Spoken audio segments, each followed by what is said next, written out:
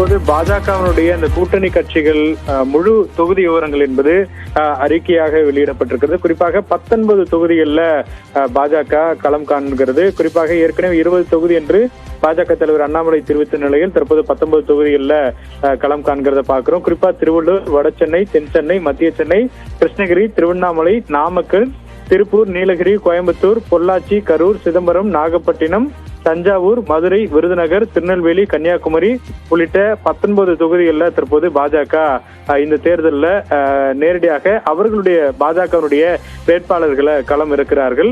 அதே போல ஏற்கனவே 4 கூட்டணி கட்சி தொகுதியாக இருக்கக்கூடிய புதிய நீதி கட்சி வேலூர் தொகுதியில் போட்டியிடுகிறது. அதே போல ஐஜேகே பெரம்பலூர் தொகுதிகளில் போட்டியிடுகிறது. தொடர்ச்சியாக இந்திய மக்கள் கல்வி முன்னேற்ற கழகம் குறிப்பாக சிவகங்கை தொகுதியில் போட்டியிடுகிறது. அதே போல தமிழக மக்கள் முன்னேற்ற கழகம் தென்காசியில ஜான் பாண்டியன் அவர்கள் தென்காசியில போட்டியிடுகிறார். அம்மா மக்கள் முன்னேற்ற கழகத்தின் சார்பில் 2 தொகுதிகள் ஏற்கனவே ஒதுக்கப்பட்டது. ஒன்று தேனி, மற்றொன்று திருச்சிராப்பள்ளி. தேனியில டிடிவி தினகரன் போட்டியிட வாய்ப்பு இருப்பதாக தெரிவிக்கப்பட்டிருக்கிறது. அதே போல தமிழ் மாநில காங்கிரசினுடைய சார்பில் 3 தொகுதிகள் ஒதுக்கப்பட்டது. ஒன்று ஈரோடு, இன்னொன்று ஸ்ரீபெரும்புத்தூர், மற்றொன்று தூத்துக்குடி உள்ளிட்ட 3 தொகுதிகள் ஒதுக்கப்பட்டிருக்கிறது.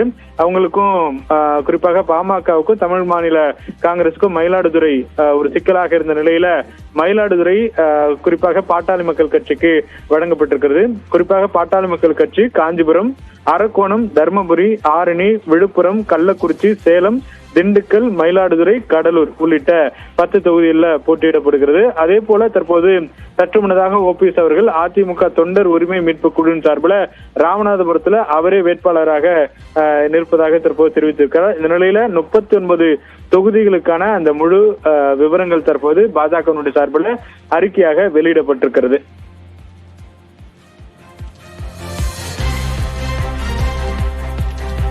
தமிழகத்தில் பாஜக மற்றும் அதன் கூட்டணி கட்சிகள் போட்டியிடக்கூடிய விவரங்கள் அறிவிக்கப்பட்டிருக்கிறது. அண்மை செய்தியாக பார்க்கிறோம்.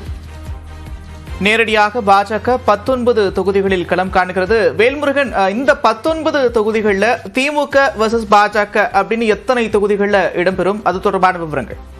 குறிப்பாக சென்னையினுடைய வட சென்னை, தென் சென்னை, மத்திய சென்னை இது 3மே நேரடியாக தற்போது திமுக விசஸ் பாஜக என்ற களத்தை பார்க்கிறோம். தொடர்ந்து பல்வேறு தொகுதியில குறிப்பாக 10க்கும் மேற்பட்ட தொகுதியில நேரடி போட்டி அப்படிங்கிறது திமுக விசஸ் பாஜக என்ற களத்தை பார்க்க முடிகிறது. குறிப்பாக கோவையில அண்ணாமலை நிற்கிறார். அதே போல அங்கே திமுக கேண்டிடேட் தான் போட்டிருக்கிறாங்க. வழக்கமா அந்த தொகுதியை பொறுத்தளவிற்கு காங்கிரஸ், கம்யூனிஸ்ட் உள்ளிட்ட கட்சிகளுக்கு தான் ஒதுக்குவது வழக்கம். இது போன்ற ஒரு களத்தையும் பார்க்க முடிகிறது. இதெல்லாம் முன்கூட்டியே ஒரு வாய்ப்பின் அடிப்படையில் தான் தற்போது திமுக அந்த இடத்துல களத்தில் காண்கிறது. இது போன்ற தொடர்ந்து ஏற்கனவே 9 தொகுதிகளுக்கான அந்த வேட்பாளர் பட்டியல் வெளியிட்டிருக்கக்கூடிய நிலையில தற்போது இன்னும் குறிப்பாக 19 தொகுதிகளாக இப்பொழுது பாஜக போட்டியிடும் தெரிவிக்கப்பட்டிருக்கிறது.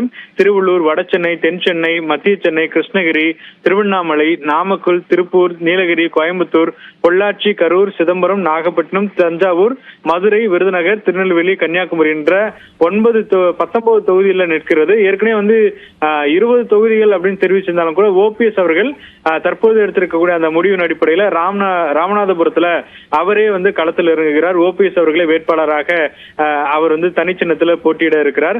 அதே போல புதிய நீதி கட்சி குறிப்பாக வேலூர் தொகுதியில அவர் களமிறக்கப்படுகிறார். அதே போல தேவநாதன் யாதவ் சொல்லக்கூடிய குறிப்பாக இந்திய கல்வி மக்கள் முன்னேற்ற கழகம் அவங்க சிவகங்கையில போட்டியிட திட்டமிட்டிருக்கிறாங்க. இந்த இடத்தை பொறுத்தளவிற்கு அம்மா மக்கள் முன்னேற்ற கழகத்தின் சார்பில் ஒரு வேட்பாளர் களம் இறக்குவார்னு எதிர்பார்க்கப்பட்டது. அந்த இடம் சிவகங்கை தற்போது தேவநாதன் யாதவ் அவர்களுக்கு வழங்கப்பட்டிருக்கிறது.